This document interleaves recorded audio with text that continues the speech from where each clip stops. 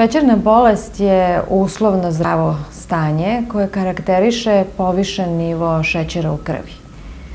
Ona se širi epidemijski i za sada je u Evropi četvrta na mestu po učestalosti oboljevanja. Mnogi ljudi mogu da obole od šećerne bolesti.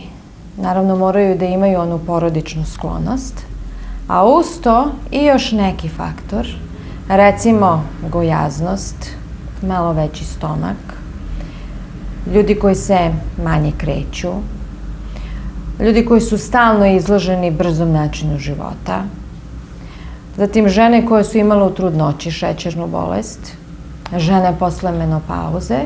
Znači, svi ti ljudi mogu da očekuju da će dobiti šećernu bolest. Postoji tip 1 šećerne bolesti, u 10% osoba prisutan, to kod mladih osoba i koje moraju da uzimaju insulin od samog početka, i onaj koji je daleko učestaliji, tip 2, kod starijih osoba koje u početku se leče tabletama, a posle toga uzimaju insulin. Glikoza tolerance test se radi kada postoje povišene glikemije našte, odnosno kada se čoveku izmeri glikemija u jutarnjim časovima između 6,1 i 7. Test je veoma jednostavan i uobičajeno se radi u domovima zdravlja, mada se može uraditi i u bilo kojoj apoteci, ukoliko naravno postoje uslovi. 75 grama glikoze se razmuti u 100 ml vode i šećer se meri pre i 2 sata pošto osoba popije tu slatku smešu. Potrebno je da tokom tih 2 sata, dok iščekuje, znači drugi rezultat, u potpunosti miruje, i onda posle 2 sata vrednosti mogu biti, recimo, do 7,8, što znači da su to apsolutno normalne vrednosti.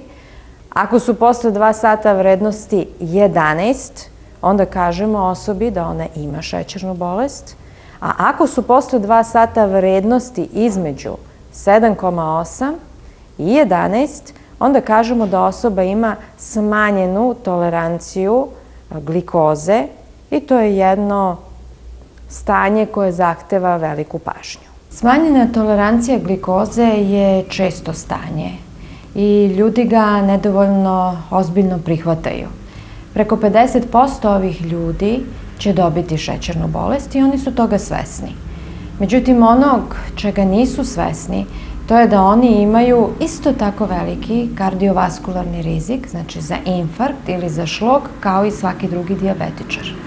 Znači, ukoliko se nekoj osobi kaže da ima šećernu bolest ili smanjenu toleranciju na glikozu, ona mora da shvati to veoma ozbiljno i da preuzme neke promene u svom životu, pre svega vezane za rekreaciju, da se više kreće, da se manje hrani, znači uobičajeno kažemo da smanji porcije, da zameni šećer sa zaslađivačem, da nauči da se odmara i da meri šećer u krvi da bi imala uvid u svoje stanje.